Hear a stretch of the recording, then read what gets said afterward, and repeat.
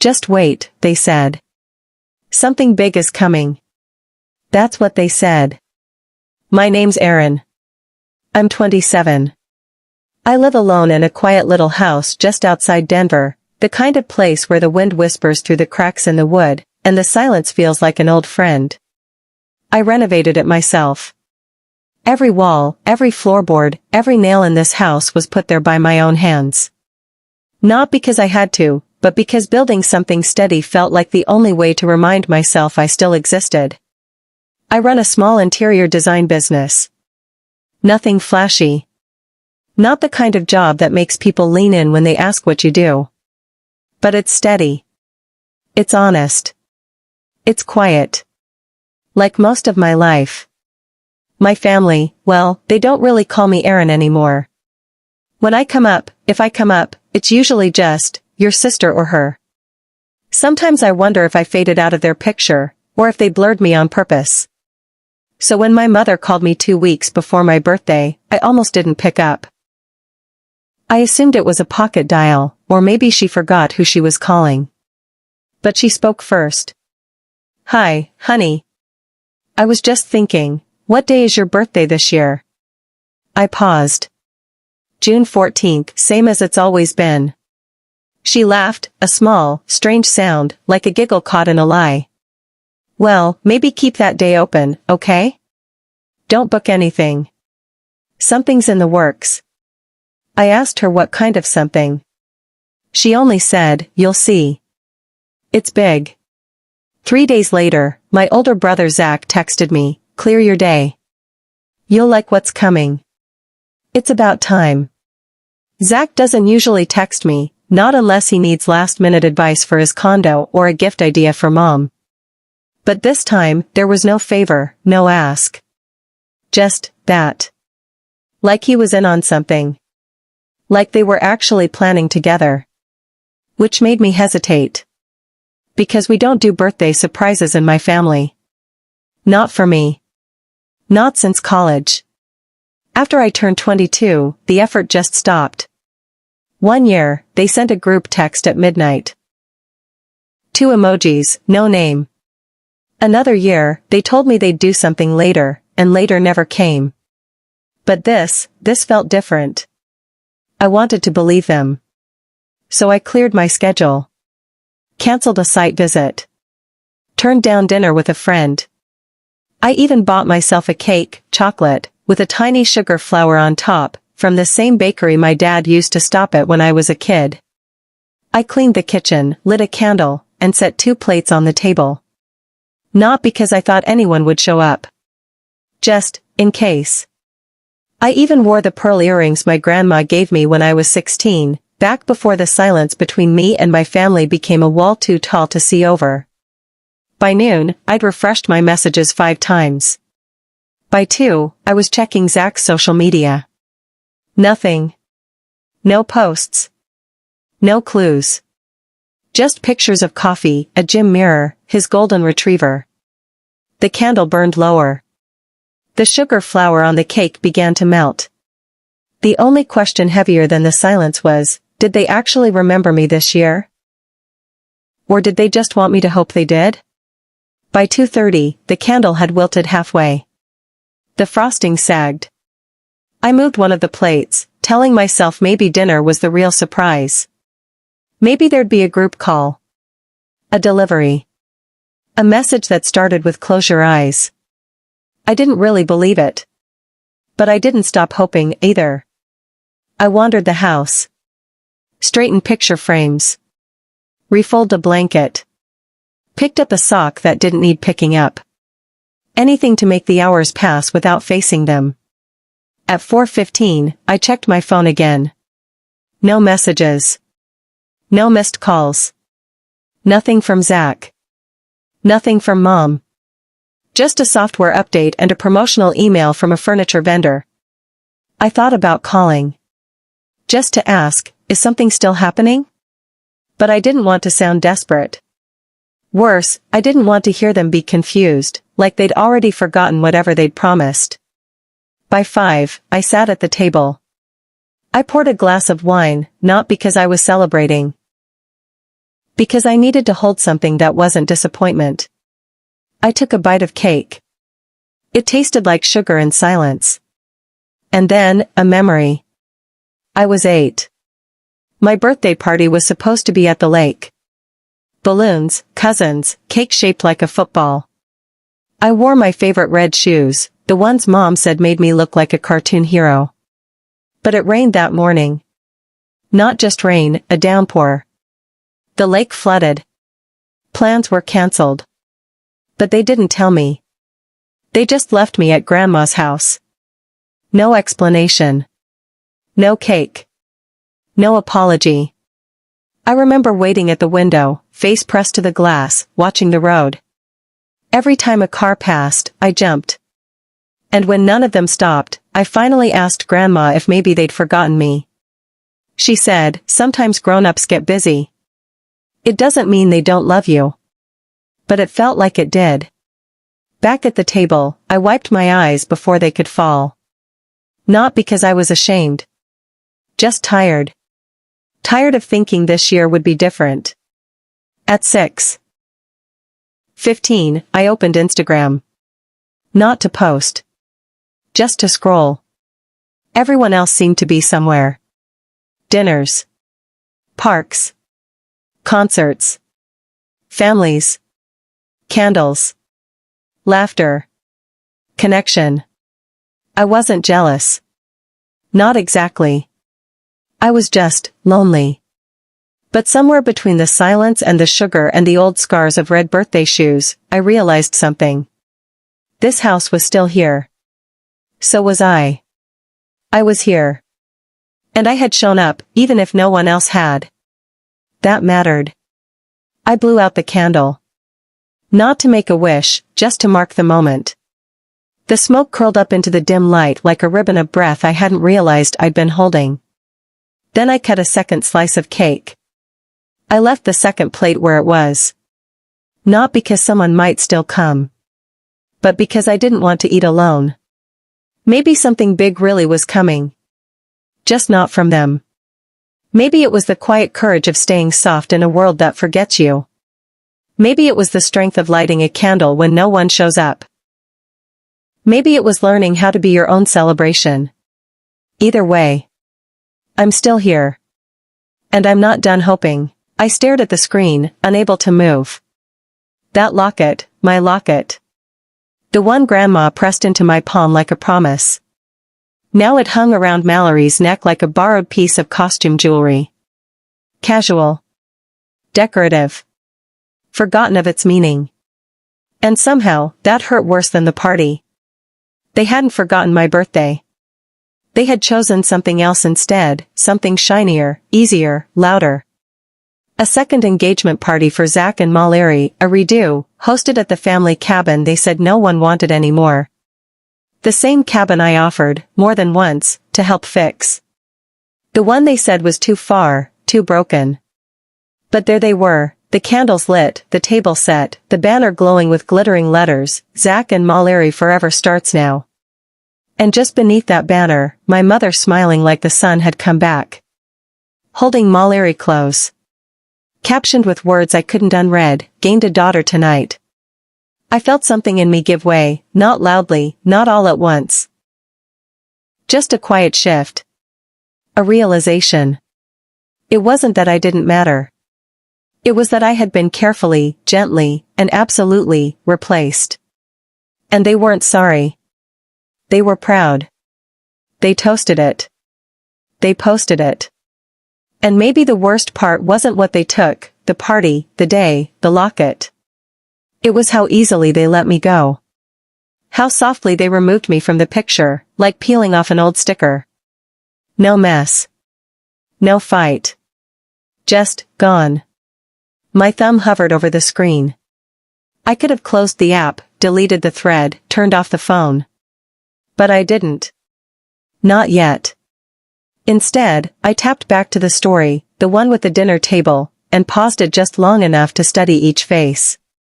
My father laughing, glass in hand. Aunt Denise reaching across for a bowl of something warm.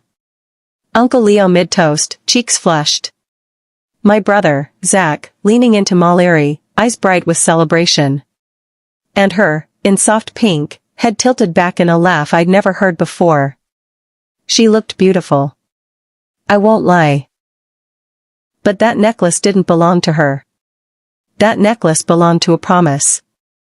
A moment on a porch when the sun was melting through the trees and my grandmother said, "You've got quiet eyes, like your mama did when she was little." She unhooked that locket from her own neck like it was part of her, placed it gently in my hand and whispered, "This one's yours. When you're older. When the time is right."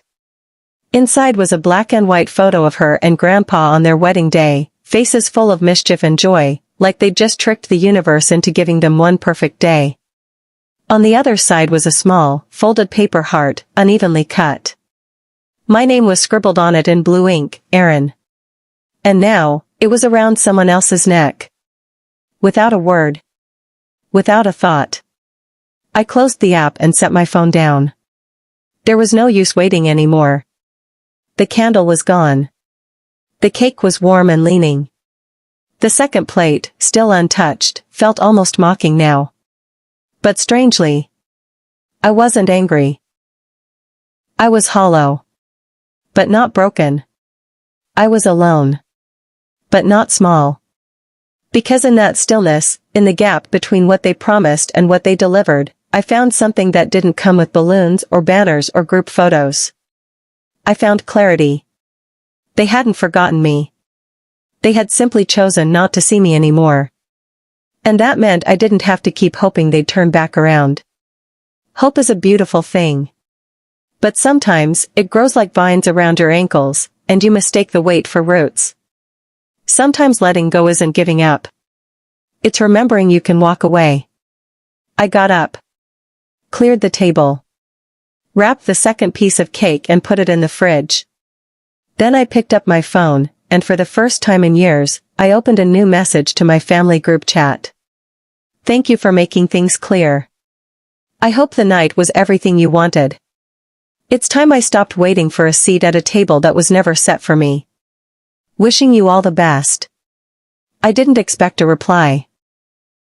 I wasn't writing for them anymore. I stepped outside onto the porch. The air was cool and clean, and the stars were coming out, slow and soft. I wrapped a blanket around my shoulders and sat in the old rocking chair I'd refinished myself, the one I found in Grandma's garage the year she passed. I closed my eyes and held the image of her in my mind. The way she looked at me that day. The sound of her voice. This one's yours. Maybe the necklace was gone. But the promise? The love that came with it? That was mine. Still is. I opened my eyes and whispered into the quiet.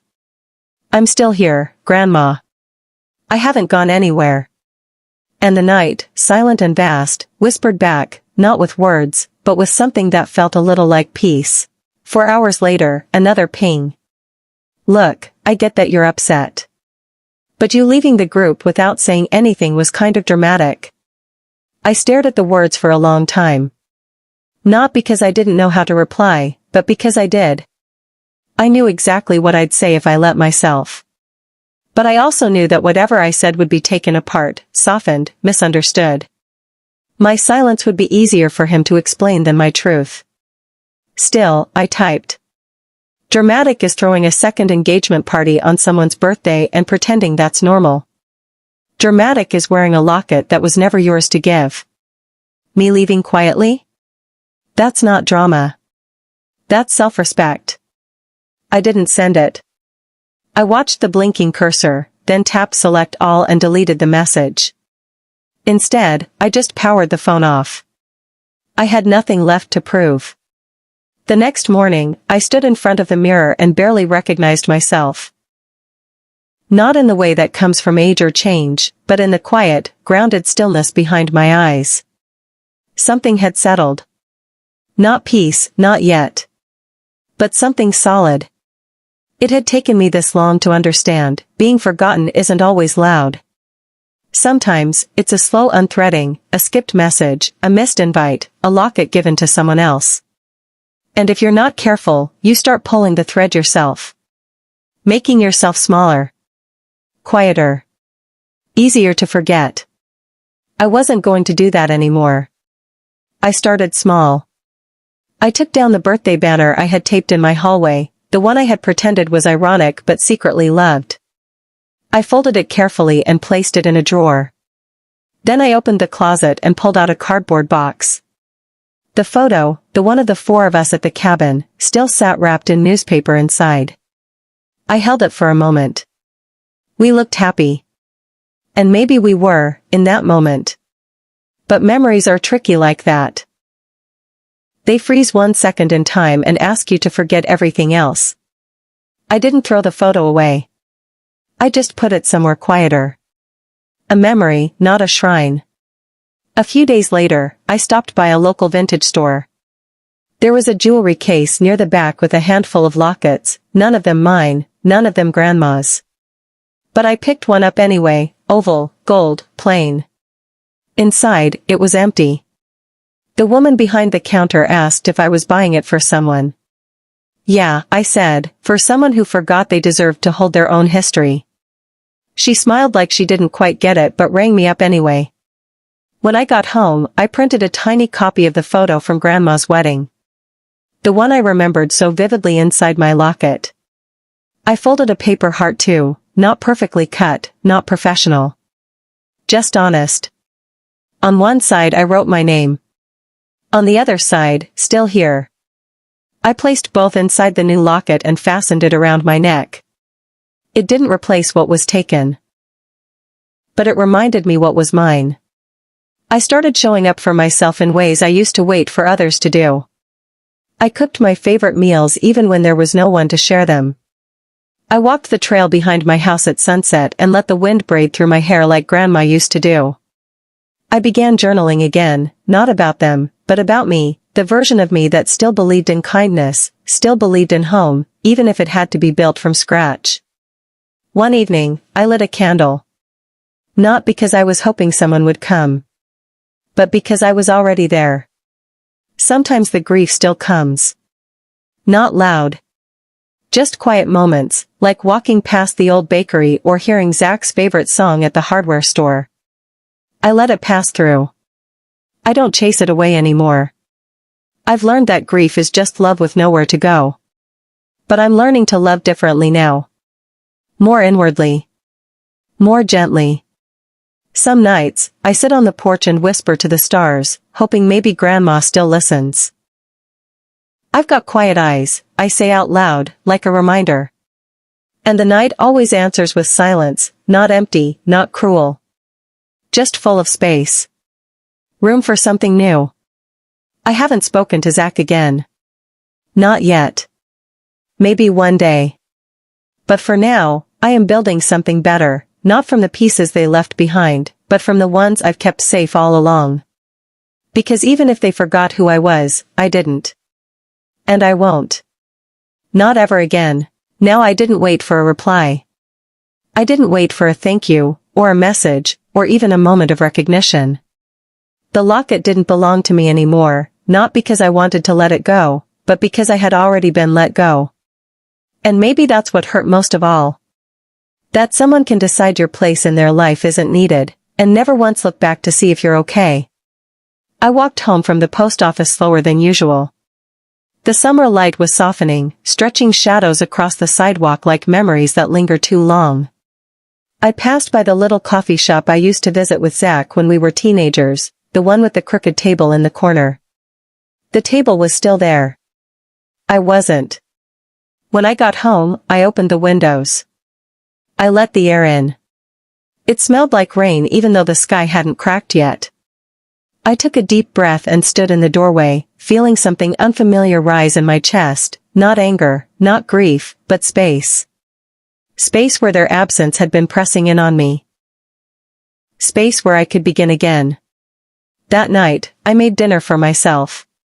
Nothing fancy, roasted vegetables, toasted bread, a little lemon and thyme. I lit a candle, not because I was celebrating anything, but because I wanted the table to feel full, even if I was the only one there. I put 2 plates down again. But this time, the second one wasn't for someone else. It was for who I used to be. For the girl who used to beg to be seen. For the sister who waited. For the child who held that locket in trembling hands and believed love could be promised forever. I looked across the table and whispered to her, "You made it." And for the first time in years, I believed it. A few days passed. The wedding came and went. No one asked where I was. No one followed up. But a few friends, real ones, did.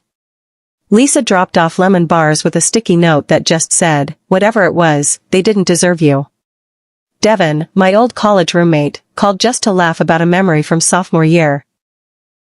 Even my neighbor, Mr. Halpern, waved from across the yard and said, "The world gets quiet before it gives you something worth hearing." I took all of it in like small stones I could carry in my pocket. Proof that being forgotten by some doesn't mean you're invisible to all. And then came my birthday, 1 year later. I didn't expect anything. That was the difference now. I didn't wait. I lived. I spent the morning planting flowers in the yard. I'd just learned how to grow lavender from seed. At noon, I went to my favorite diner and bought myself a slice of lemon meringue pie. I wore the pearl earrings Grandma gave me. I didn't need a party. Because somewhere along the way, I realized the big thing they all promised me had already come. It was me. Surviving. Healing. Starting again. Not with their permission. Not with their applause. But in spite of it all. So if you ever find yourself waiting, for a message, an apology, a reason, you don't need any of it to begin again. You just need a quiet moment and the courage to say, "They may have forgotten me, but I remember who I am." And that's enough. More than enough. I didn't need it back. I didn't need them to understand. I only needed it out of my house. That Sunday, I received one final message from Zach. "Did you send this?" I didn't reply. There was nothing left to clarify. That night, I took down the last photo of my family still hanging in the hallway. It was the one where we were all laughing, caught in some forgotten joke on the cabin porch. For years I kept it up because it looked like love, even when it hadn't felt like it. Now, it just looked like a version of me who was still hoping. I replaced it with something I had framed years ago but never displayed. A simple sketch I made in college, a chair, drawn in soft charcoal, sitting slightly off-center in an empty room. One chair. Unoccupied. Still. I hung it straight. Stepped back. Looked. A reminder, I was here. I stayed at the table long after my seat had been cleared. Not because I was waiting anymore, but because I had finally accepted that no one was coming. And that I could still sit there anyway.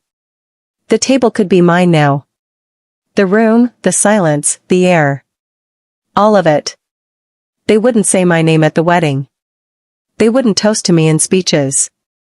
They might not even notice the envelope had arrived, but they'd know. Somewhere deep and wordless, they would know, I saw everything. I remembered. And I chose to leave the door open behind me. Not so I could come back. But so they'd know. I didn't have to. Some stories don't end with slammed doors or tearful confrontations. Some just taper into stillness. And in that stillness, you build something quietly stronger than being chosen, you choose yourself. I started going on morning walks again. Just a few blocks at first, then further, down the old trail behind the hardware store where the creek bends and the cottonwoods grow thick and tall. I let the wind remind me I was still breathing. I painted the hallway yellow. Hung up my own artwork, even the messy ones. I opened all the windows the next day and let the whole house smell like rain and wood and something beginning again. I made coffee slowly. Put a second mug out sometimes, not for someone else, but just to remind myself that one day, maybe, I would share this quiet with someone who knew how to hold it with care. I got back to my work. Designing rooms that made people feel safe, really safe. Not just beautiful. Not just for show. Spaces where someone like me might walk in and finally exhale. And I remembered what my grandmother whispered to me that summer on the porch. You've got quiet eyes, like your mama did when she was little. Eyes that didn't demand to be seen but held everything anyway. If you've ever left quietly just so they'd feel the silence louder. If you've ever loved people who forgot how to say your name. If you've ever stayed too long at a table where your plate kept going empty. You don't need to explain. Just leave a dot. And walk forward. Because sometimes, being forgotten is not the end of your story. It's the beginning of remembering who you are.